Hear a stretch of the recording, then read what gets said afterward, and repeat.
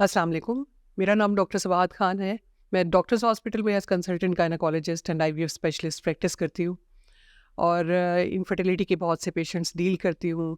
IVF के procedures करती हूँ और आईवीएफ के जिस सेंटर में मैं आईवीएफ प्रोसीजर्स करती हूँ, उनमें हमारे आईवीएफ लैब डायरेक्टर आज हमारे साथ मौजूद हैं, मिस्टर मोहम्मद बुरहान।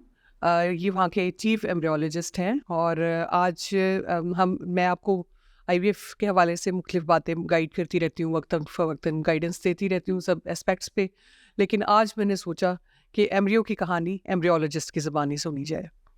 तो welcome mister Burhan. Thank you so आपका मच। बहुत शुक्रिया कि आपने अपने बिज़ी टाइम में से हमारे लिए कुछ वक़्त निकाला। तो थैंक यू सो मच जी, बहुत शुक्रिया आपका। माशाल्लाह मैं काफ़ी दिनों से इस चीज़ को देख रहा था और आपने काफ़ी इंसिस्ट किया इस चीज़ के लिए हम इस चीज़ को प्लान करें और एक वीडियो बनाएं, क्योंकि ये सारा जो एक्टिविटी है ये बेसिकली हमारे पेशेंट्स जो आईवीएफ के पेशेंट्स होते हैं, ये जो इनफर्टाइल कपल्स हैं जिसको हम सब फर्टिलिटी कहते हैं, ये उनके लिए जो है वो डॉक्टर्स भी उसके लिए ही मेहनत कर रहे हैं, जो एम्ब्रोलॉजिस्ट हैं वो भी उनके लिए मेहनत कर रहे हैं। तो ये सब कलेक्टिवली जो है वो पेशेंट्स का ही बेसिकली बेनिफिट है इस सारे सिनेरियो के अंदर। इनफैक्ट पेशेंट्स जब हमारे पास आते हैं, क्योंकि हम क्लिनिशियंस होते हैं, हम कंसल्टेंट्स होते हैं, तो हम पेशेंट्स को सारा गाइड कर रहे होते हैं, बता रहे होते हैं। लेकिन असल में आईवीएफ प्रोसीजर की बैकबोन जो है वो एम्ब्रियोलॉजिस्ट और एम्ब्रियोलॉजी लैब होती है, जो आप बैक स्टेज पे काम कर रहे होते हैं और हम फिर गाइड कर रहे होते हैं पेशेंट्स को, कुछ ट्रीटमेंट हम दे रहे होते हैं। लेकिन जब एम्ब्रियो बनने की बारी आती है तो फिर आपके हाथ में सारा मामला होता है। तो मैंने सोचा कि मैं आज पेशेंट्स के कुछ कॉमन क्वेश्चंस हैं जो जो आईवीएफ से रिलेटेड या एम्ब्रियोलॉजी का जब पीरियड होता है, जब एम्ब्रियो बन रहा होता है, उससे रिलेटेड कुछ क्वेश्चंस हैं। तो मैं डायरेक्टली आपसे पूछूं और पेशेंट्स को हम मिलके गाइड करें कि क्या प्रोसीजर होता है या कोई उनके मिसकॉन्सेप्ट्स हैं तो उनको हम क्लियर करें। जी ज़रूर ज़रूर। तो ठीक है। अच्छा बुरहान, हम इस टॉपिक के हवाले से बात करेंगे कि जब आईवीएफ के लिए हम पेशेंट्स प्रिपेयर करते हैं, ऑब्वियसली हम कंसल्टेंट्स जो हैं उनको इन्वेस्टिगेट करते हैं, उसकी बेस पे उनका ट्रीटमेंट डिसाइड करते हैं और फिर हम उनको ट्रीट करते हैं, स्टिमुलेशन होती है, हम इंजेक्शंस लगा के एग्स जब फॉलिकल्स का साइज़ बड़ा हो जाता है तब पिकअप करते हैं। आपका रोल वहाँ से शुरू होता है कि जहाँ पे आईवीएफ हम करते हैं और पिकअप करते हैं, बल्कि इनफैक्ट उससे भी पहले बल्कि पेशेंट्स आपसे भी मिलते हैं आईवीएफ लैब के हवाले से। तो उसमें ये होता है कि जब वो आपसे मिलते हैं और आप उनको क्या काउंसल करते हैं कि किस तरह से आप उनको गाइड करते हैं? थोड़ा-सा ब्रीफ सा इसका बता दें आंसर। बेसिकली जो पेशेंट है वो जब आईवीएफ सेंटर पहुंचता है तो बहुत स्ट्रेस में होता है, मतलब उसको सोशली, इमोशनली, फाइनेंशियली हर किस्म का उसके ऊपर स्ट्रेस हुआ होता है। सो जब वो एज एम्ब्रोलॉजिस्ट किसी एम्ब्रोलॉजिस्ट को मिलता है तो उसका हुँ। स्ट्रेस लेवल अगर वो पीक पे है तो थोड़ा सा जो है वो लो लेवल पे आ जाता है, कि उसको लगता है कि वो अब एक सिक्योर फील्ड में आ गया है, एक सिक्योर हैंड्स में आ गया है, हाथों में आ हुँ, गया है कि अब उसका कुछ ना कुछ हो जाएगा। हुँ, सो मैं समझता हूँ कि एज एंड्रोलॉजिस्ट एक पेशेंट को मिलना ज़रूरी इस सेंस में है कि पेशेंट कंसर्न होता है अपने जो है केस के हवाले से, कि अगर एम्ब्रोलॉजिस्ट से मिलता है तो उसे तसल्ली होती है, उसे यकीन होता फर्स्ट है हैंड कि यार अब इन्फॉर्मेशन मिल बिल्कुल, जाती है ना? अब हाँ। उसे यकीन होता है कि अब मैं एक सेफ जोन में हूँ। अब मुझे जो है वो जो मेरा काम होना है वो एज अ लैब में अगर होना है तो वो एक सेफ जोन में होगा, तो मुझे कोई ऐसी परेशानी नहीं होगी। हुँ। तो उस हवाले से बड़ी इंपॉर्टेंट है ये चीज़ कि पेशेंट की काउंसलिंग उस वक्त बहुत ज़रूरी है।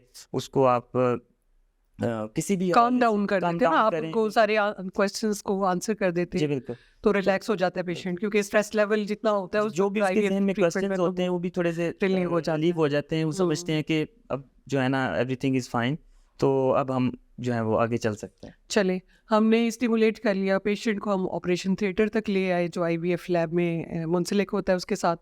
वहाँ पे हम पिकअप करते हैं, यानी एग्स निकालते हैं। अब जब हमने एग्स निकाल दिए तो वो फ्लूइड होता है जो हम फॉलिकल के अंदर से एस्पिरेट करते हैं, वो आपको दिया जाता है, जी बिल्कुल। क्योंकि वही साथ कनेक्टेड होता है आईवीएफ लैब।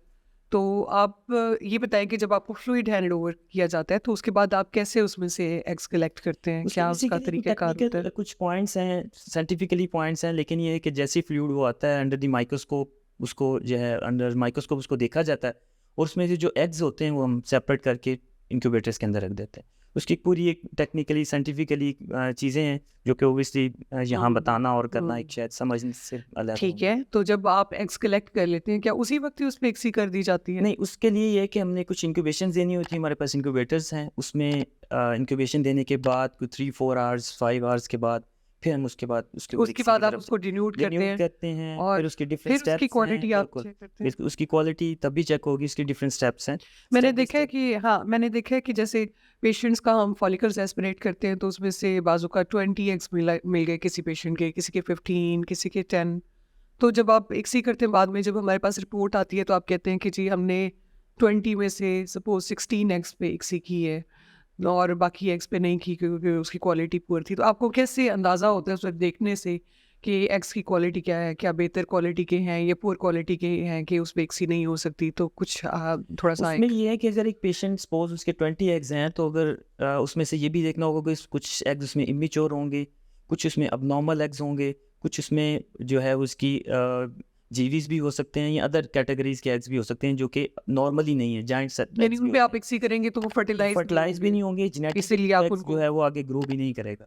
सो अगर उसमें से 20 में से अगर 10 एग्स जो मैच्योर एग हैं, अगर हम उस पे इक्सी की तरफ जाते हैं तो हम उससे हमें कुछ ना कुछ हमें रिजल्ट्स मिलेंगे, गुड क्वालिटी गुड एम्ब्रियो बन क्वालिटी जाता है ना? एम्ब्रियोज बन जाते हैं। हाँ, बिल्कुल तो एक्सी के लिए आपको सीमन का सैंपल भी चाहिए होता जी है। बिल्कुल। तो सीमन का सैंपल बहुत से लोग क्वेश्चन करते हैं कि जी सीमन का सैंपल हमसे आईवीएफ सेंटर में हम नर्वस हो जाते हैं, कंफ्यूज्ड हो जाते हैं, हमसे सैंपल नहीं दिया जाता।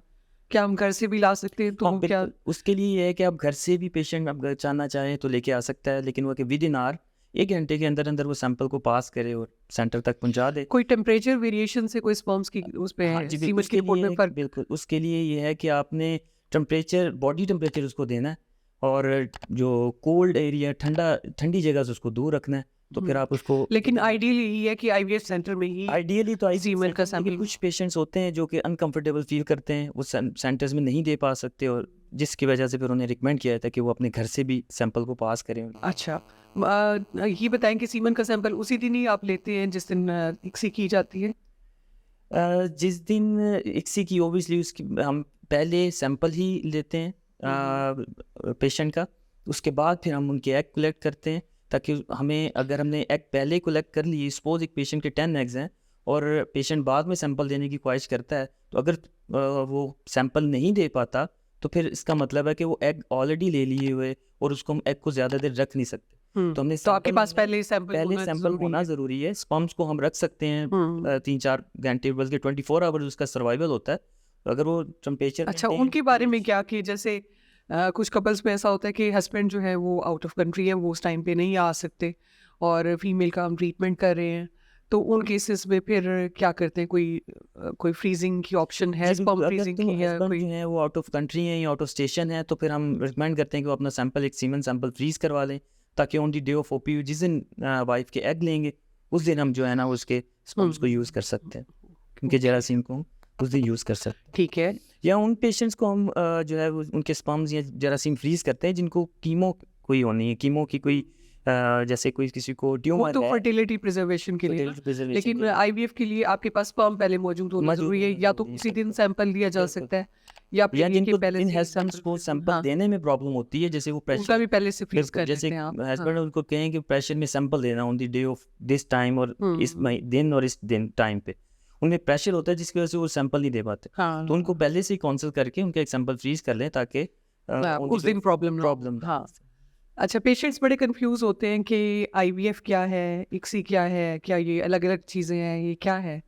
तो इस बारे में ज़रा कोई बताएँ। इतनी डिफरेंट चीज़ नहीं है। आईवीएफ हुँ, basically in vitro basically fertilization है, इसको हम एग्स बाहर निकालते हैं और एग स्पर्म्स लेके उसमें रख देते हैं, तो इनको आईवीएफ कहेंगे। जो इक्सी है, उस इक्सी में सिर्फ ये होता है कि स्पर्म्स हम खुद होल्ड करते हैं और उसको डायरेक्टली इंजेक्ट कर देते हैं एग के अंदर।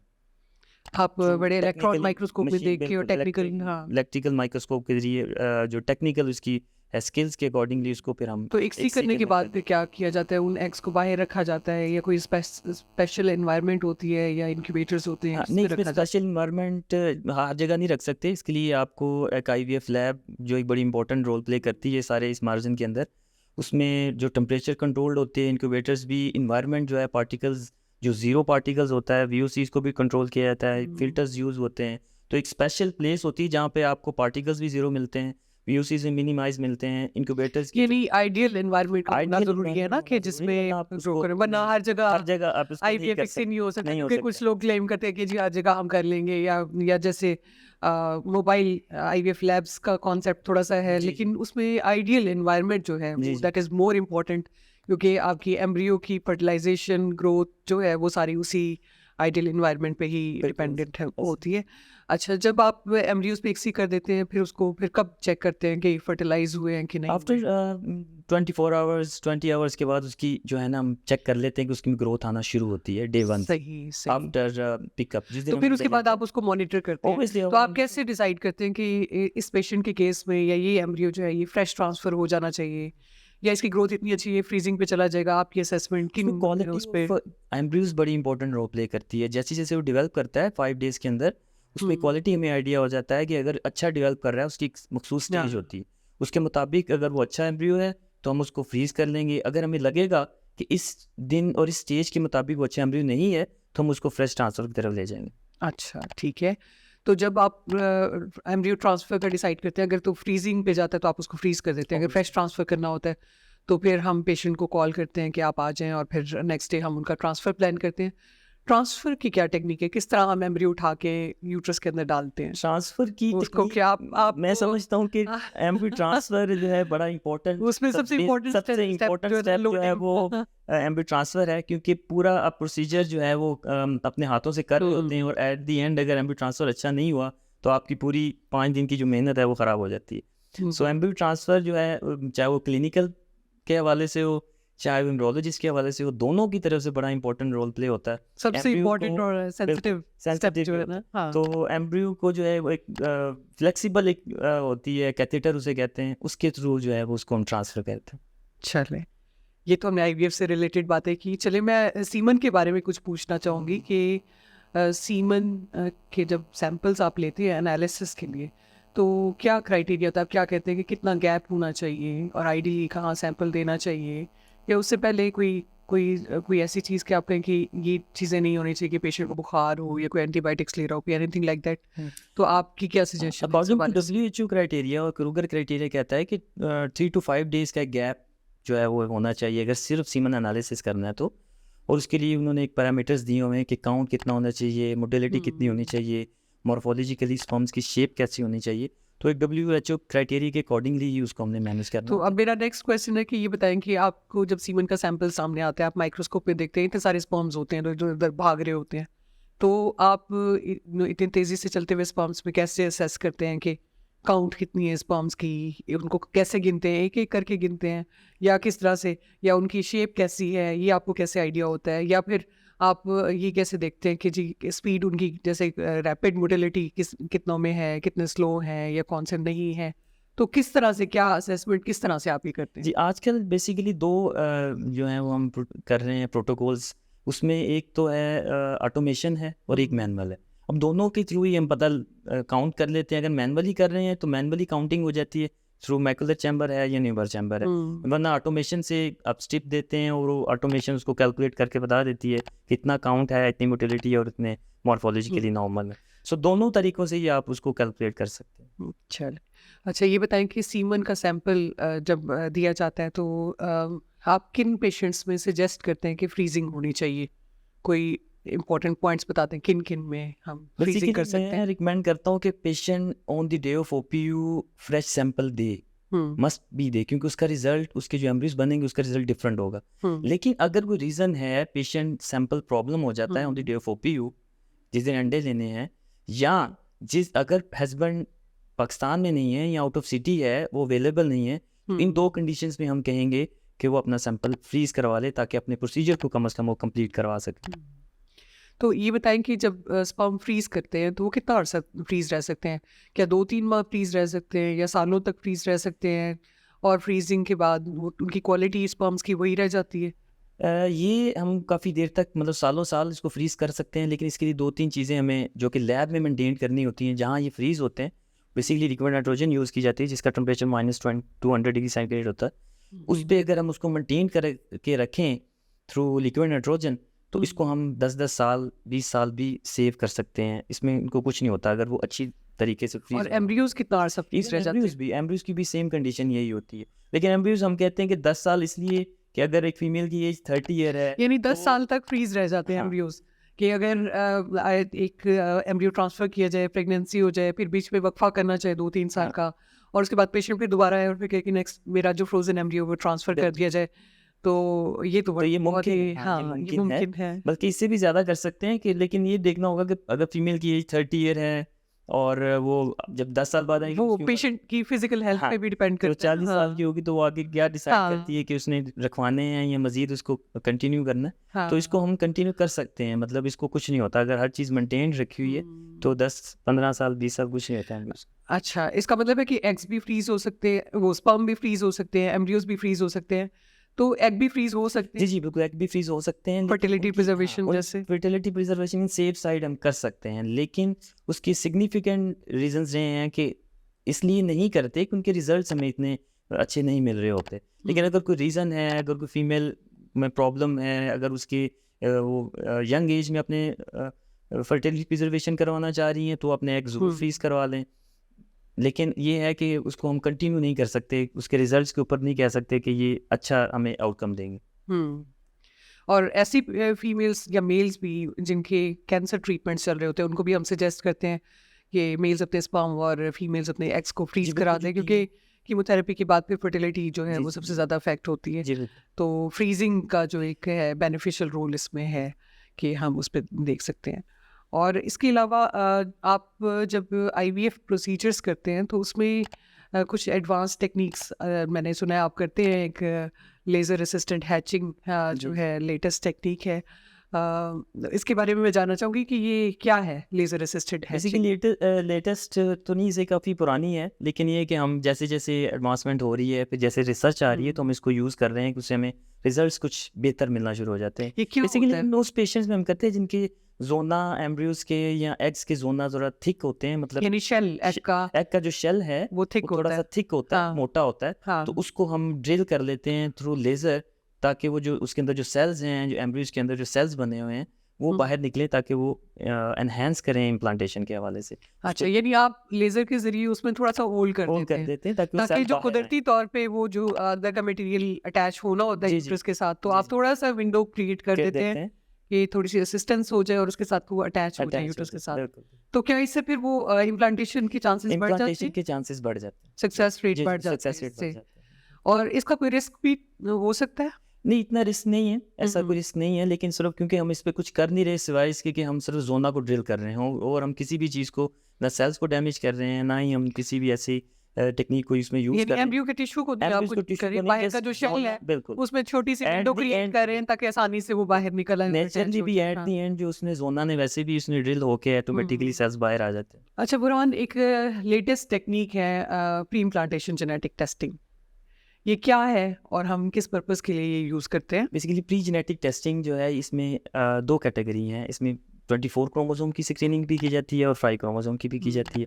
सो 5 क्रोमोसोम मोस्टली जो है वो हम जेंडर सिलेक्शन के लिए करते हैं, जो बेटे के लिए करवाना चाहते हैं। यानी कुछ लोग कहते हैं कि हमने बेटा पैदा करना है जी, और वो जी। सिलेक्शन चाह रहे होते हैं, जी, तो उसमें फिर हम जेनेटिक टेस्टिंग के ज़रिए चेक जी। कर लेते हैं कि कि एम्ब्रियो मेल है या फीमेल, जी, बिल्कुल ऐसा और है। फिर उस मेल एम्ब्रियो को जी, ट्रांसफ़र किया बिल्कुल जाता ऐसा है। और क्या रीज़न है। है, तो किस वजह से हम करते हैं? 24 क्रोमोसोम्स की अगर हम स्टडी करें, तो उसमें हमें जेनेटिक स्क्रीनिंग आ जाती है। तो हुँ, जेनेटिक स्क्रीनिंग में जो प्रॉब्लम है, किसी भी मिसकैरेजेस हैं या कोई भी ऐसी एब्नॉर्मलिटीज़ हैं हुँ। जो जेनेटिकली फैमिली के अंदर है, तो वो ट्रेस आउट हो जाती है। उसमें हमें ये सिंड्रोम्स वगैरह पता चल जाते यानी हैं कि बर्थ डिफेक्ट्स बर्थ फैमिली में डिफेक्ट, आ रहे हो, तो बिल्कुल। ऐसे केसेस में बजाय ये कि बार-बार हाँ, एब्नॉर्मल बच्चे पैदा होते पैदा हो, जाएँ, बिल्कुल, बिल्कुल। तो उनको फिर आईवीएफ के ज़रिए एम्ब्रियो बनाया जाता है, हाँ, उसको चेक किया जाता है और हेल्दी एम्ब्रियो को ट्रांसफ़र जी, किया बिल्कुल जाता है ऐसे ताकि बच्चों में बर्थ डिफेक्ट्स ना आएँ। जी, बिल्कुल। तो ये बताएँ कि क्या ये फ्रोज़न एम्ब्रियो ट्रांसफ़र पे ही मुमकिन है या फ्रेश में भी हम कर सकते हैं? कि फ्रेश ट्रांसफ़र तो हमने फ़ौरन ट्रांसफ़र करना होता है ना, जब हम पिकअप करते हैं तो उसके अंदर विदिन 3 डेज़ और 5 डेज़ हम एम्ब्रियो को यूट्रस के अंदर डाल देते हैं। हुँ।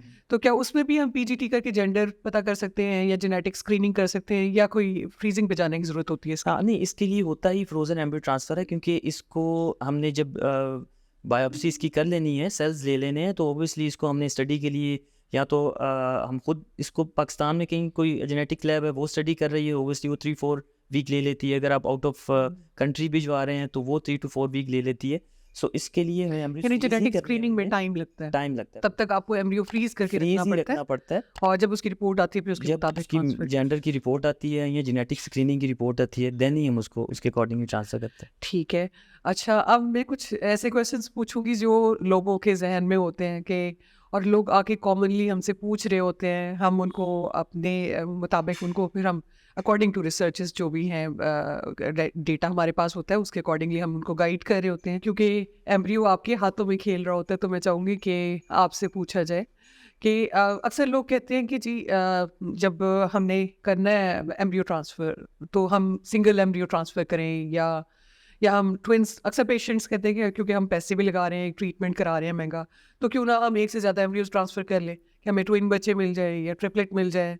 तो उस हवाले से कि क्या बेहतर है कि एक एम्ब्रियो ट्रांसफ़र किया जाए या मल्टीपल एम्ब्रियोज ट्रांसफ़र किए जाएँ, और उसके सक्सेस रेट क्या हो सकते हैं? इंटरनेशनली काफ़ी स्टडीज़ हैं, अभी रिसेंटली भी एचरे के हवाले से भी स्टडी आई है, उसमें उन्होंने काफ़ी पॉइंट्स दिए हैं कि कहाँ पे डबल ट्रांसफ़र हो सकता है, कहाँ पे सिंगल कर सकते हैं। सो ज़्यादातर जो रिकमेंडेशंस हैं वो सिंगल एम्ब्रियो ट्रांसफ़र की है, लेकिन डिपेंड करता है कि क्वालिटी ऑफ एम्ब्रियोज़, अगर गुड क्वालिटी या एक्सीलेंट एम्ब्रियो अगर आपके पास है, तो हम जो है वो उसको सिंगल एम्ब्रियो ट्रांसफ़र की तरफ ही लेके जाते हैं। अगर एज फीमेल की ज़्यादा है, 38 है, 39 है, मोर देन 38 है, तो फिर हम ट्राई करते हैं कि हम उसको डबल ट्रांसफ़र कर दें। अगर एक इम्प्लांट नहीं होगा तो दूसरा हो जाएगा, लेकिन क्वालिटी ऑफ एम्ब्रियोज़ ज़्यादा मैटर कर रही होती है। अगर क्वालिटी ऑफ एम्ब्रियोज़ अच्छी नहीं है, तो फिर हम उसे कहेंगे कि वो डबल कर ले, क्योंकि अगर वो बाद में भी वो डिस्कार्ड करना है हमने, तो बेहतर है कि चांस वो ले लिया चांस जाए। ले लिया जाए, एक नहीं हो तो दूसरा हो जाएगा। लेकिन ज़्यादा रिकमेंडेशन है कि वो सिंगल एम्ब्रियो ट्रांसफ़र की तरफ जाए, अच्छा, अगर गुड एक क्वालिटी आती है। एक बड़ा खौफ है लोगों के दिल में, और लोग अभी अवेयरनेस हम क्रिएट करते रहते हैं, लेकिन उसके बावजूद लोगों को इसके बारे में इंफॉर्मेशन शायद नहीं होती। तो बड़ा खौफ होता है जब उनको डिसाइड करके कहा जाए कि आपका आईवीएफ प्रोसीजर होगा। उनके जहन में होता है कि अगर कुदरती तौर पे हमल नहीं हो रहा तो ये कैसे कर लेंगे? तो कहीं ऐसा तो नहीं है कि स्पर्म बदल दिए जाएंगे, किसी और के स्पर्म्स डाल दिए जाएंगे, या किसी और के एग्स तो नहीं डाल दिए जाएंगे? ऐसा तो नहीं है कि वो हमारा तो प्रेगनेंसी हो ही नहीं रही इतने सालों से, तो किसी और का एम्ब्रियो यानी किसी और का बच्चा हमारे अंदर डाल दिया जाएगा?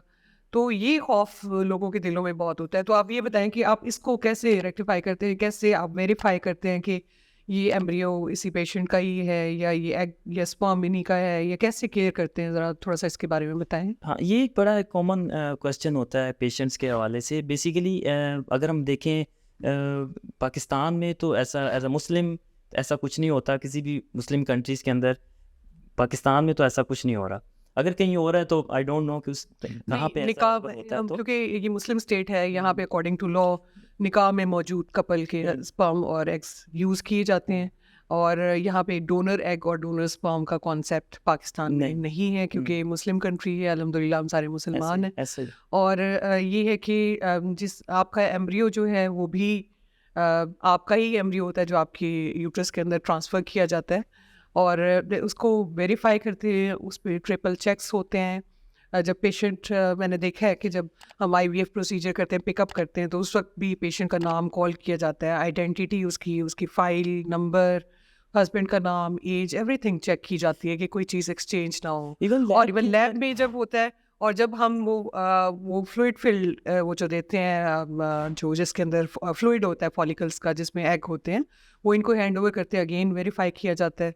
जो रिसीव करते हैं वो भी वेरीफाई करते हैं, जो हम देते हैं वो भी वेरीफाई करते हैं, और लैब में आप भी चेक करते हैं। बिल्कुल और लैब के हवाले से जो आइडेंटिफिकेशन है बॉडी बहुत ज़्यादा स्ट्रॉन्ग होती है। स्ट्रॉन्ग इस सेंस में कि एक बंदा एट अ टाइम काम नहीं कर रहा होता। लैब के अंदर 3-4 पीपल्स एक ही बंदे को देख रहे होते हैं कि ये जो काम कर रहा है वो ऑथेंटिक और अकॉर्डिंग टू द प्रोटोकॉल है। ऐसा नहीं होता कि एक ही बंदा कर रहा है और कहीं-कहीं मिस्टेक करेगा। लेकिन क्योंकि सेकंड पर्सन उसको देख रहा है, विटनेस कर रहा है, थर्ड पर्सन उसको देख रहा है, विटनेस कर रहा है। सो ये भी विटनेसेस की प्रेजेंस, पॉसिबिलिटी हाँ नहीं पॉसिबिलिटी, होती हाँ। कि कहीं भी ऐसी चीज़ हो जाए कि जिसमें ये मिक्सिंग के और ये जो माइंड माइंड क्योंकि यही एजुकेशन सबसे के बड़ा खौफ होता है नहीं ना लोगों ऐसा के दिलों ऐसा में कुछ कि भी नहीं कहीं होता, ऐसा ना हो ऐसा जाए। कुछ नहीं होता। लैब पॉइंट ऑफ व्यू से ज़्यादा कुछ नहीं होता। अगर आपकी विटनेसिंग स्ट्रॉन्ग है, एम्ब्रियोलॉजिस्ट स्किल्ड हैं और वो हर बंदा एक दूसरे को बता के काम कर रहा है, दिखा के कर रहा है, तो ऐसा पॉसिबल नहीं होता। हम्म, क्योंकि उसमें कलर कोडिंग है, नाम है, हाँ। हर चीज़ की एक अपनी पूरे प्रोटोकॉल तो मतलब आइडेंटिटी के बगैर जो है ना कोई भी चीज़, कोई भी स्पर्म एग या एम्ब्रियो को इधर-उधर नहीं हो इवन सकता, इवन ऐसा नहीं हो इवन सकता। सीमन सैंपल भी तो एट अ टाइम एक टाइम में एक ही सैंपल प्रोसेस किया जा रहा होता है। एक ये नहीं प्रोसीजर एट अ टाइम, ये नहीं है कि साइड बाय साइड सारे साइड बाय प्रोसीजर्स हो रहे हों और सारे ही वो वन टाइम वन जो प्रोसीजर है ही परफॉर्म हो रहा होता है। हाँ, तो उसके तो अकॉर्डिंग फिर ऐसे वो चांसेस सेफ्टी बिल्कुल नहीं होते कि आप उसको कहीं मिक्सिंग और ये चीज़ हो जाए। और क्या अगर एम्ब्रियो ट्रांसफर जैसे फिर भी अगर किसी को खौफ है कि पता नहीं हमारे अंदर एम्ब्रियो ट्रांसफर किया है तो ये बेबी हमारा ही है या किसी और का तो नहीं है एम्ब्रियो जो हमारे अंदर ट्रांसफर कर दिया गया है, तो क्या इसका कोई तरीका है चेक करने वो का? अपना डीएनए वगैरह अपना चेक करवा लें गवर्नमेंट डीएनए टेस्टिंग मौजूद है जिससे आप चेक कर सकते हैं कि जेनेटिकली आपका बेबी जो है, जेनेटिक फादर और मदर आप ही हैं, कोई किसी और का बेबी तो नहीं है।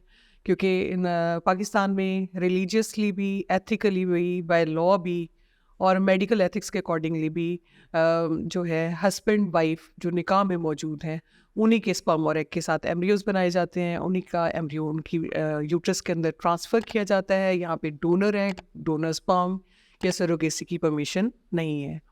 तो thank you so much Burhan, आपने अपना टाइम, इतना कीमती टाइम हमें दिया और आपने इतनी वैल्यूएबल इंफॉर्मेशन हमारे साथ शेयर की। तो आई होप सो कि आइंदा भी आप हमारे साथ पेशेंट्स को रिक्वायर्ड इंफॉर्मेशन देने में हेल्प करेंगे। जी, इंशाल्लाह। तो आपका बहुत शुक्रिया। थैंक यू, बहुत शुक्रिया।